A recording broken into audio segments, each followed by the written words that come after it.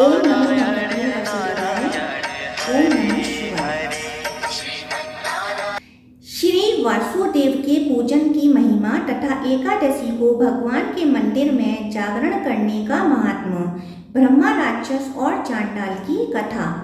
मुनियों ने कहा, महर्षि, हमने भगवान श्री कृष्ण का अद्भुत महात्म्य सुना। वह सब पापों को दूर करने वाला, पुण्यमय, धन्य एवं संसार बंधन का नाश करने वाला है। महामुनि, श्री वासुदेव के पूजन में संलग्न रहने वाले मनुष्य उनका विधि पूर्वक भक्ति भाव से पूजन करके किस गति को प्राप्त होते हैं? व्यास जी बोले, मुनिवरों, तुमने बहुत अच्छी बात पूछी है। यह वैष्णवों को सुख देने वाला विषय है, ध्यान देकर सुनो। वैष्णवों के लिए स्वर्ग और मोक्ष दुर्लभ नहीं है। वैष्णव पुरुष जिन जिन दुर्लभ भोगों की अभिलाषा करते हैं उन सब को प्राप्त कर लेते हैं। जैसे कोई पुरुष कल्प वृक्ष के पास पहुंच जाने पर अपनी इच्छा के अनुसार फल पाता है, उसी प्रकार भगवान श्री कृष्ण से संपूर्ण अभीष्ट वस्तुओं की प्राप्ति होती है। भक्त मनुष्य श्रद्धा और विधि के साथ जगत गुरु भगवान वासुदेव का पूजन करके धर्म, अर्थ, काम और मोक्ष चारों पुरुषार्थों के फलस्वरूप स्वयं भगवान को प्राप्त कर लेते हैं। जो लोग सदा भक्ति पूर्वक अविनाशी वासुदेव की पूजा करते हैं उनके लिए तीनों लोकों में कुछ भी दुर्लभ नहीं है। संसार में वे मनुष्य धन्य हैं जो समस्त मनोवांछित फलों के देने वाले सर्व पापहारी श्री हरि का सदा पूजन करते हैं। ब्राह्मण, क्षत्रिय, वैश्य, स्त्री, शूद्र और अंत्यज सभी सुरश्रेष्ठ भगवान वासुदेव का पूजन करके परम गति को प्राप्त होते हैं। दोनों पक्षों की एकादशी को उपवास पूर्वक एकाग्रचित्त हो विधि पूर्वक स्नान करके धुले हुए वस्त्र पहने, इंद्रियों को अपने काबू में रखें और पुष्प, गंध, धूप, दीप, नैवेद्य, नाना प्रकार के उपहार, जप, होम, प्रदक्षिणा, भांति भांति के दिव्य श्लोक, मनोहर गीत, वाद, दंडवत प्रणाम तथा जय शब्द के उच्चारण द्वारा श्रद्धा पूर्वक भगवान विष्णु की विधिवत पूजा करें। पूजन के पश्चात रात्रि में जागरण करके श्री कृष्ण का चिंतन करते हुए उनकी कथा वार्ता करें अथवा भगवत संबंधी पदों का गान करें। यूं करने वाला मनुष्य भगवान विष्णु के परम धाम को जाता है, इसमें तनिक भी संदेह नहीं है। मुनियों ने पूछा, महामुनि, भगवान विष्णु के लिए जागरण करके गीत गाने का क्या फल है, उसे बतलाइए। उसका श्रवण करने के लिए हमारे मन में बड़ी उत्कंठा है। व्यास जी बोले, मुनिवरों, भगवान विष्णु के लिए जागरण करते समय गान करने का जो फल बताया गया है उसका क्रमशः वर्णन करता हूँ, सुनो। इस पृथ्वी पर अवंती नाम से प्रसिद्ध एक नगरी थी जहाँ शंख, चक्र और गदा धारण करने वाले भगवान विष्णु विराजमान थे। उस नगरी के किनारे एक चांडाल रहता था जो संगीत में कुशल था। वह उत्तम वृत्ति से धन पैदा करके कुटुंब के लोगों का भरण पोषण करता था। भगवान विष्णु के प्रति उसकी बड़ी भक्ति थी। वह अपने व्रत का दृढ़तापूर्वक पालन करता था। प्रत्येक मास की एकादशी तिथि को वह उपवास करता और भगवान के मंदिर के पास जाकर उन्हें गीत सुनाया करता था। वह गीत भगवान विष्णु के नामों से युक्त और उनकी अवतार कथा से संबंध रखने वाला होता था। गांधार, षडज, निषाद, पंचम और दैवत आदि स्वरों से वह रात्रि जागरण के समय विभिन्न गाथाओं द्वारा श्री विष्णु का यशोगान करता था।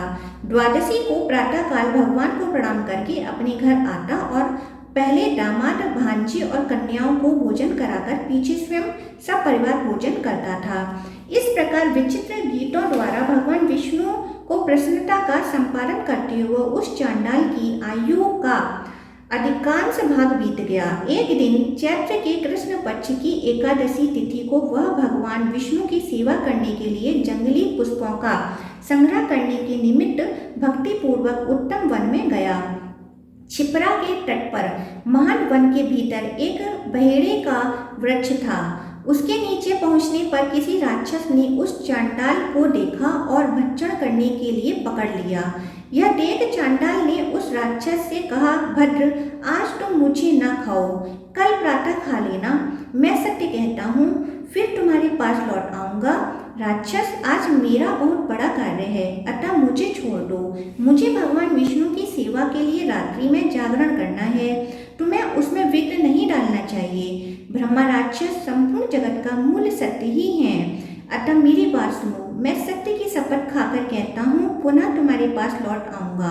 पराई स्त्रियों के पास जाने और पराई धन को हड़प लेने वाले मनुष्यों को जिस पाप की प्राप्ति होती है, ब्रह्मा हत्यारे, शराबी और गुरु पत्नीगामी तथा शूद्र जातीय स्त्री से संबंध रखने वाले जिसको जो पाप होता है, कृतज्ञ मित्र घाटी दोबारा व्याही हुई स्त्री के पति, क्रूरतापूर्ण कर्म करने वाले पुरुष, कृपण तथा वंध्या के अतिथि को जो पाप लगता है, अमावस्या, अष्टमी, षष्ठी और दोनों पक्षों की चतुर्दशी में जो स्त्री समागम से जो पाप होता है, ब्राह्मण यदि रजस्वला स्त्री के पास जाए अथवा श्राद्ध करके स्त्री समागम करे, उससे जो पाप लगता है, मल भोजन करने पर जिस पाप की प्राप्ति होती है, मित्र की पत्नी के साथ संभोग करने वालों को जो दोष प्राप्त होता है, चुगलखोर, दंभी, मायावी और मधुघाती को जिस पाप की प्राप्ति होती है, ब्राह्मण को कुछ देने की प्रतिज्ञा करके फिर उसे न देने वाले को जो दोष लगता है,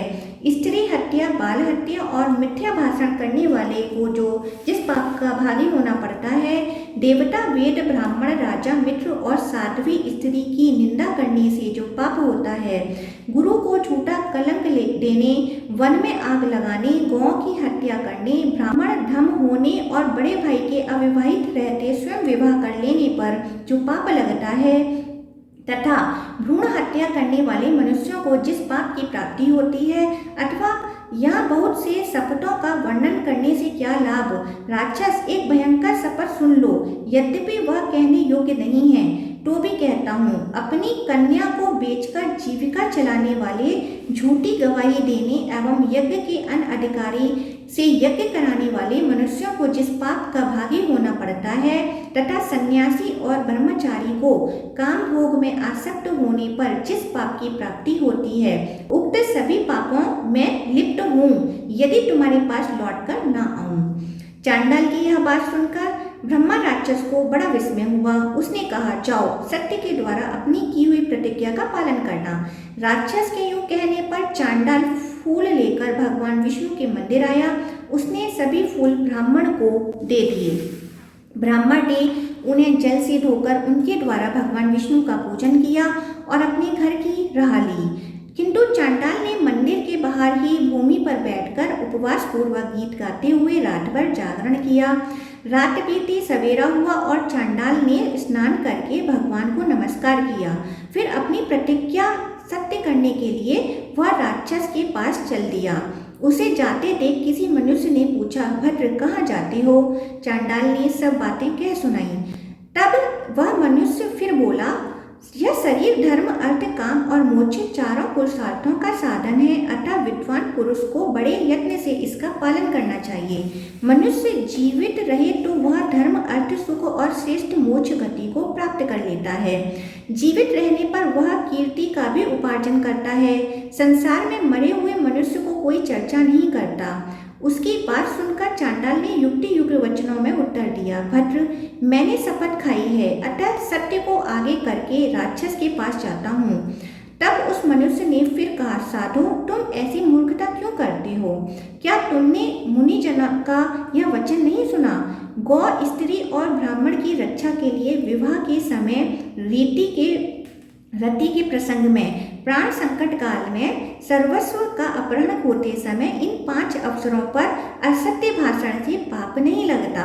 उस मनुष्य का कथन सुनकर चांडाल ने पुनः उत्तर दिया, आपका कल्याण हो। आप ऐसी बात मुंह से न निकालें। संसार में सत्य का ही आदर होता है। भूतल पर जो कुछ भी सुख सामग्री है वह सत्य से ही प्राप्त होती है। सत्य से ही सूर्य तपता है, सत्य से ही जल में रस की स्थिति है, सत्य से ही आग जलती है और सत्य से ही वायु चलती है। मनुष्यों को सत्य से ही धर्म, अर्थ, काम और दुर्लभ मोक्ष की प्राप्ति होती है।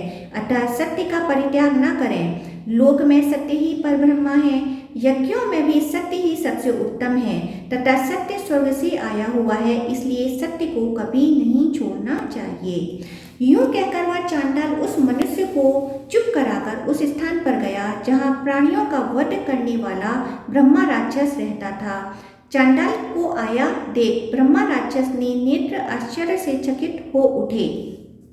उसने सिर हिलाकर कहा, महाभाग, तुम्हें साधुवाद। तुम वास्तव में सत्य वचन का पालन करने वाले हो। तुम तो सत्य स्वरूप हो। मैं तुम्हें चांडाल नहीं मानता। तुम्हारे इस कर्म से मैं तुम्हें पवित्र ब्राह्मण समझता हूँ। तुम्हारे मुख में कल्याण का निवास है। अब मैं तुमसे धर्म संबंधी कुछ बातें पूछता हूँ, बताओ। तुमने भगवान विष्णु के मंदिर में कौन सा कार्य किया? मातंग ने कहा, सुनो, मैंने मंदिर के नीचे बैठकर भगवान के सामने मस्तक झुकाया और उनका यशोगान करते हुए सारी रात जागरण किया। ब्रह्मा राक्षस ने फिर पूछा, बताओ, तुम्हें इस प्रकार भक्ति पूर्वक विष्णु मंदिर में जागरण करते कितना समय व्यतीत हो गया? चांडाल ने हंसकर कहा, राक्षस, मुझे प्रत्येक मास की एकादशी को जागरण करते 20 वर्ष व्यतीत हो गए। यह सुनकर ब्रह्मा राक्षस ने कहा, साधो, अब मैं तुमसे जो कुछ कहता हूँ वह करो। मुझे एक रात के जागरण का फल अर्पण करो। महाभाग, ऐसा करने से तुम्हें छुटकारा मिल जाएगा, अन्यथा मैं 3 बार सत्य की दुहाई देकर कहता हूँ कि तुम्हें कदापि नहीं छोड़ूंगा। यूं कहकर वह चुप हो गया।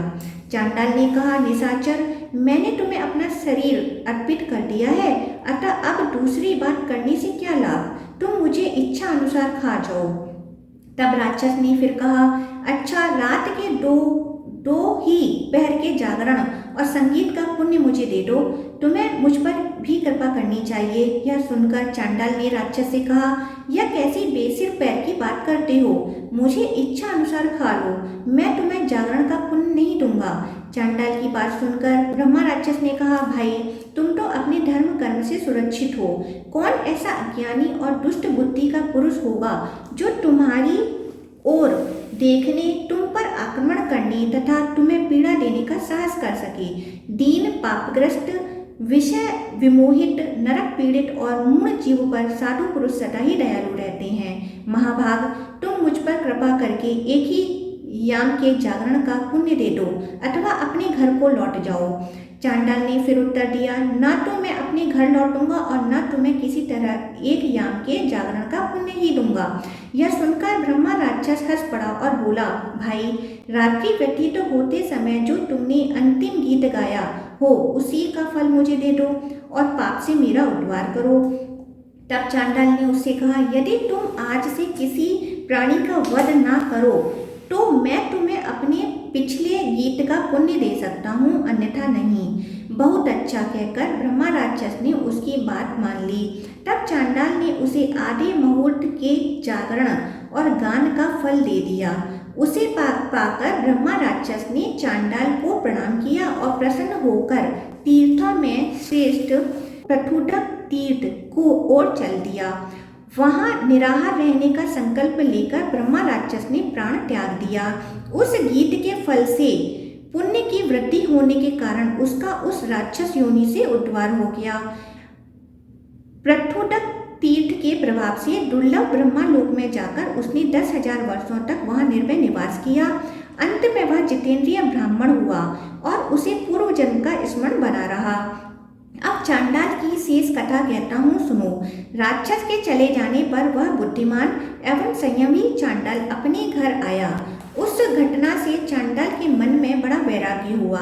उसने अपनी पत्नी की रक्षा का भार पुत्रों पर डाल दिया और स्वयं पृथ्वी की परिक्रमा आरंभ कर दी। कोका मुख से लेकर जहाँ भगवान स्कंद के दर्शन होते हैं वहां तक गया। स्कंद का दर्शन करके वह धारा नगरी में गया। वहां भी प्रदक्षिणा करके वह पर्वतों में श्रेष्ठ विंध्याचल पर जाकर पाप मोचन तीर्थों में पहुंचा। वहां उस चांडाल ने स्नान किया जो सब पापों को दूर करने वाला है। फिर पाप रहित हो वह उत्तम गति को प्राप्त हुआ।